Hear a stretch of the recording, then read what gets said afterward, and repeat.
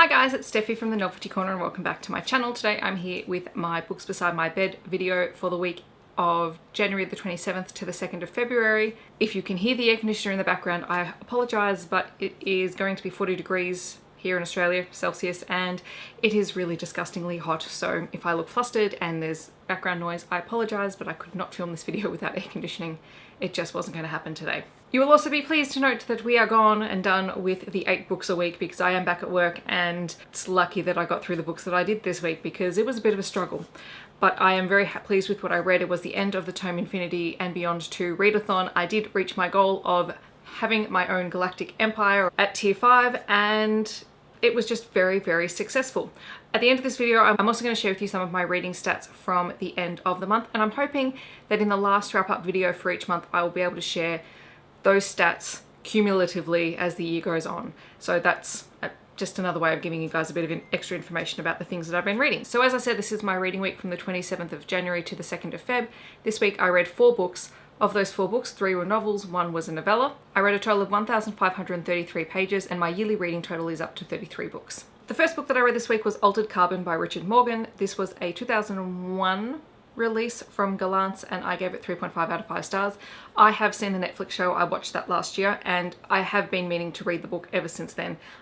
I like comparing those things. I read this for the Tome Infinity Challenge Futurism because this is set way in the future.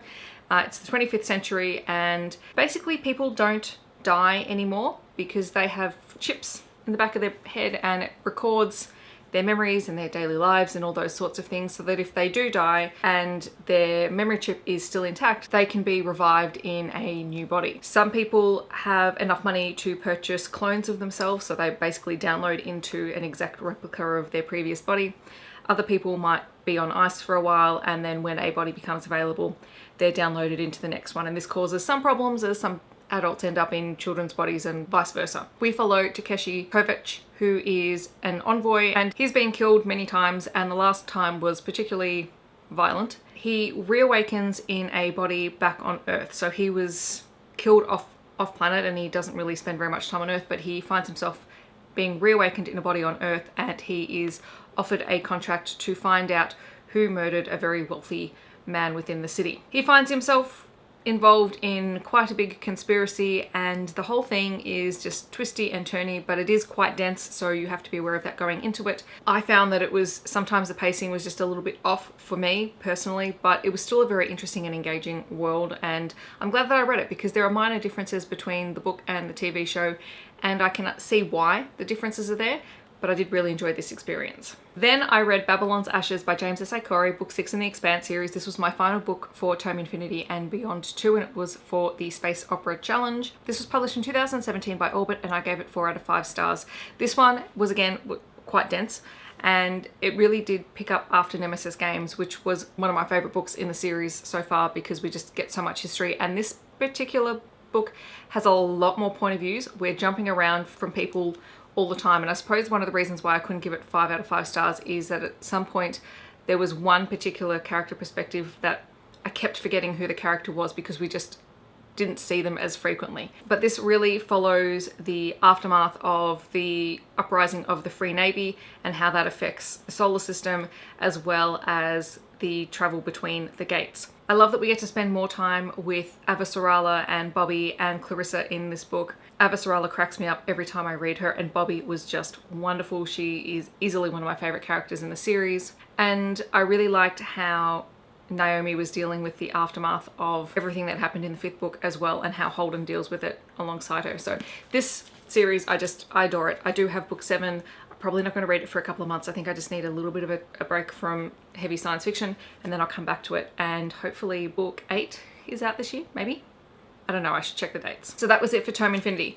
Then I decided I would go for some lighter reading, or what I thought was going to be lighter reading, and I read Lawson's Bend by Nicole Hurley-Moore, which is a 2019 release from Allen & Unwin. It actually comes out on the 4th of February, and I gave this 4 out of 5 stars. If you've spent any time with me on my channel, you know that I really don't read blurbs ever, and I know Nicole Hurley-Moore's work, and prior to this the books that I've read have been predominantly romance focused in the country, and it's all great and I love it. It's very easy to read. This one had a murder mystery plot conspiracy thing thrown into it, which really threw me for a loop because I clearly had not read the blurb, And it just took me a second to readjust my perceptions of the book, and it was not as light and fluffy as I was expecting it to be, but it was still a really wonderful read, and I read it on a Friday night because I don't have a life, guys. I didn't go out on Friday night. But this was perfect. It was a really, really wonderful read. So it is the story of Henny Bolton, who is returning to her hometown of Lawson's Bend after many, many years apart. And she left the town at the end of high school, but after a particularly traumatic event happened to her and her friends after school finished. It's left her quite scarred, and it's also left its scars on the town. And when she returns to bury her mother, who has passed away, she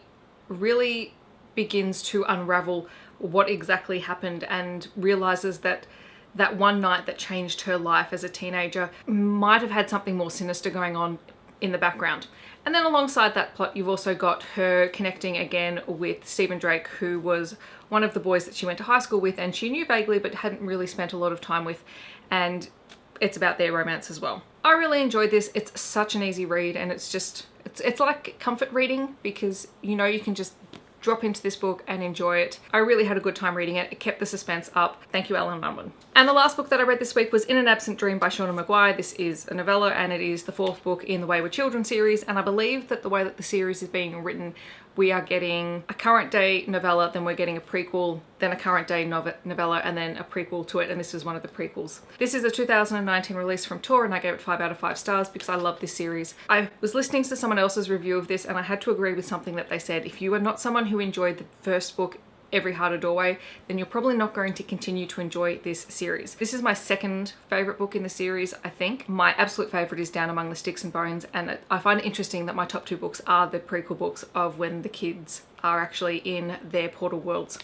So if you're unfamiliar, this series follows children who leave the real world and travel through doorways into portal worlds that really suit their personalities. And in this book we follow Lundy, who is a very average young girl, and she finds a doorway to the Goblin Market. The Goblin Market world is one that is built on logic and reason as well as lies and riddles, and it is a very sort of hard world for a child to wrap their head around. And what I really liked about this particular book is that this world allows children who enter to come and go over many years, but eventually they have to make a decision. Because of the way that this world is built around logic and reason, but also with riddles, it's very hard for children to negotiate, and there are consequences when they break the rules. So I really enjoyed this. I thought it was a really different world to any of the other ones that we have previously visited. I'm so glad that I finally read it. It was like burning a hole in my bookcase because I hadn't read it. So those are the books that I read this week. And now I wanted to share some really quick stats just because I found it really interesting, and I think that some of these stats have been skewed a little bit by reading so much science fiction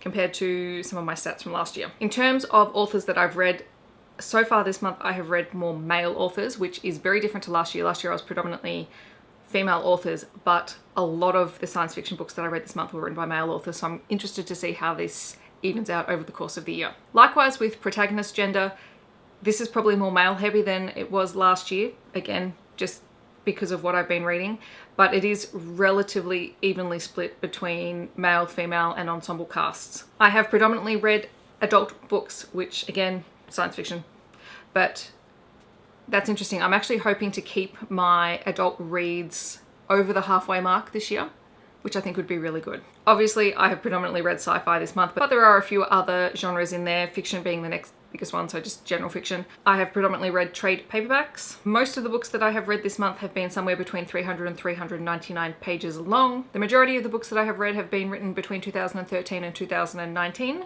and I think it's okay to generalize that my average star rating has been about 4 stars. If you find stats interesting, I hope that was interesting. I find it interesting. I just like looking and seeing what's going on, but I haven't really shared those on my channel before, and I'm thinking, yeah, at the end of every month in my last wrap up for the previous month, I might just share what's happening. And obviously this will be cumulative because I track my reading in a year-long table. So next month we'll see how the stats change based on what I read during February. In the comments below, let me know if you have read any of the books that I read this week and what you thought of them. Otherwise, feel free to let me know what you are currently reading and your thoughts on your current read. I hope that wherever you are in the world, you're having a wonderful day, and I'll catch you guys in my next video. Thanks so much for watching. Bye guys.